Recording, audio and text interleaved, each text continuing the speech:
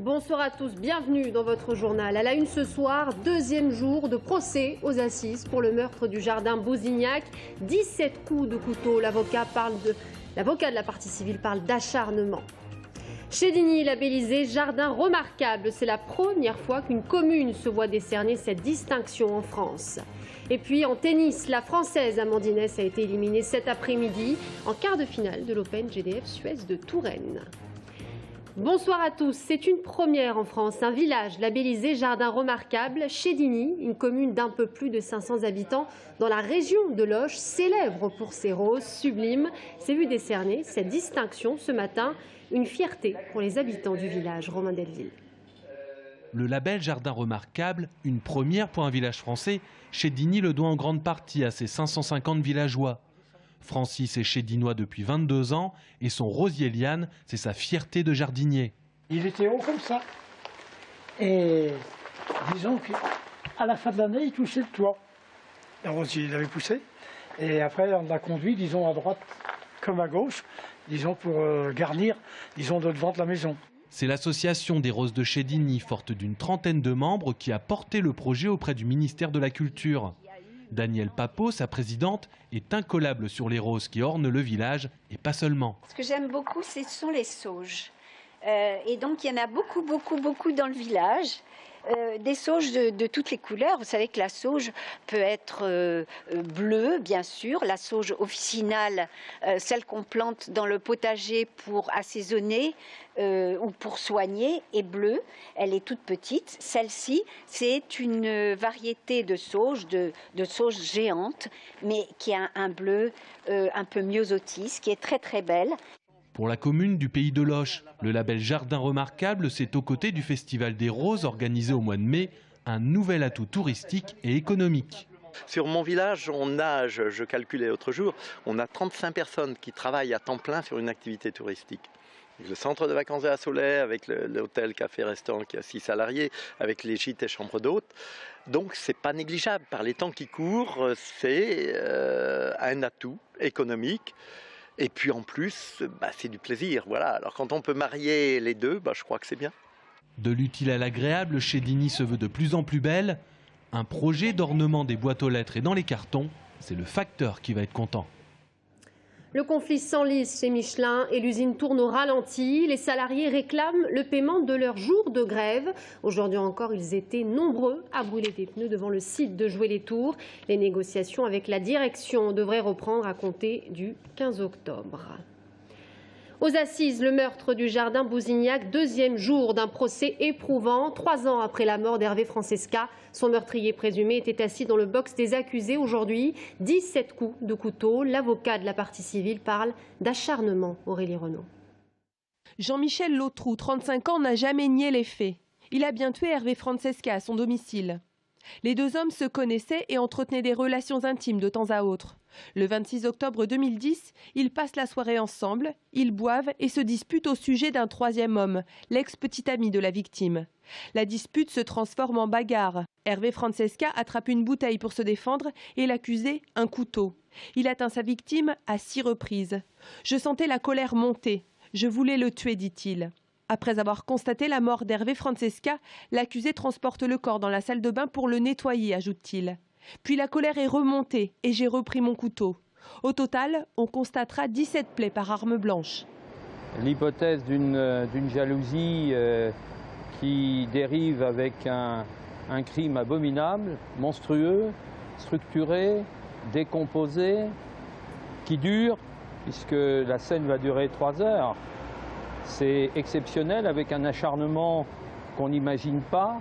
Alors la deuxième thèse, c'est la thèse de l'accusé, qui considère qu'il a été agacé parce que son ami Hervé parlait d'un de ses ex, le fameux Julien, et ce serait ça qui aurait été à l'origine de ce crime abominable. Mais qui est Jean-Michel Lautroux? Les experts ne constatent pas de problème psychologique chez lui. Ils parlent d'une personnalité égocentrique avec une sexualité instable et superficielle. Une personne sans affect. Dans le box des accusés, Jean-Michel Lautroux semble en effet détaché. « Je vis ça de l'intérieur », dit-il. À la barre, le père de la victime souligne le manque d'émotion de l'accusé. J'aimerais au moins qu'il comprenne qu'il nous a fait mal. Le procès de Jean-Michel Lautroux, incarcéré depuis maintenant 3 ans, se termine ce soir. Le verdict, quant à lui, est attendu tard dans la nuit. Et on vient de l'apprendre, Jean-Michel Lautroux a été condamné à 20 ans de réclusion par les jurés de la cour d'assises d'Indre-et-Loire. À Tours, Chrétiens Migrants et l'association Droit au Logement ont manifesté ce matin dans la cour de l'hôtel de ville. Ils déplorent qu'une quarantaine de sans-papiers, dont 25 enfants, dorment dans la rue. Ils réclament que des logements vides soient réquisitionnés pour loger ces familles. On écoute Chantal Beauchamp de Réseau Éducation Sans Frontières. Pour les demandeurs d'asile, c'est une responsabilité de l'État. Et pour d'autres, eh bien, c'est une responsabilité des collectivités territoriales qui doivent venir en aide aux femmes seules qui ont des enfants, qui doivent leur trouver des logements. Personne ne fait ce qu'il doit faire sur cette question du logement. Avec mon fils, toujours appelle le 115, nos places, il y en a place, nos places. On m'adore Clocheville avec mon fils. Moi, je suis fatiguée. Moi, un an comme ça. Je suis avec le bébé, il est 1 mois, mais toujours pas de place, on ne cache pas donner place. Et j'ajoute que Chrétiens Migrants et le DAL ont été reçus à la mairie de Tours ce matin par Alain Bock. L'adjointe du maire en charge du social leur a indiqué que la ville mettait une dizaine de maisons à disposition de ces familles. Le Loir-et-Cher quitte l'association des départements. Les 41 départements dirigés par la droite, le centre et les indépendants ont claqué hier la porte du Congrès et de l'Association des départements de France. Ils dénoncent la politique d'étranglement financier de leur collectivité par le gouvernement. C'est l'une des interventions les plus pratiquées en France. La cataracte, 600 000 opérations chaque année. À Tours, le CHU Bretonneau en pratique plus d'une centaine par mois. Brian Bock. Ça va bientôt être à vous, hein?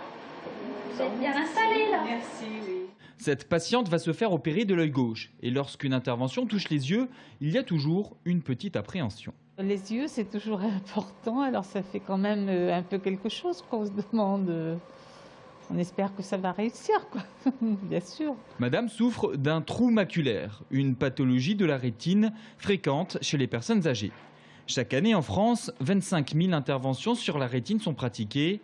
Dans ce bloc opératoire du CHU Bretonneau, on a réalisé l'année dernière 519 opérations de ce type. C'est une pathologie de la macula, donc la macula étant la zone centrale de la vision sur la rétine. Et c'est une pathologie qui est liée au vieillissement de la rétine, mais qui est différente de la dégénérescence maculaire. Mais lors de cette opération, le chirurgien va pratiquer une autre intervention, une intervention de la cataracte. C'est en fait le cristallin au centre de l'œil qui s'est opacifié. Sur cette image du microscope, le chirurgien remplace le cristallin par un implant. La plupart du temps, cela est lié au vieillissement et donc la population vieillit aussi. Donc forcément, ça augmente le nombre de cataractes à opérer. Avec plus de 600 000 interventions par an, l'opération de la cataracte est l'intervention la plus pratiquée en France. Rien qu'au CHU de Tours, on en réalise 140 par mois. C'est une chirurgie en ambulatoire, il reste à peine quelques heures chez nous, ils rentrent le matin, à midi ils sortent. La chirurgie dure moins d'un quart d'heure.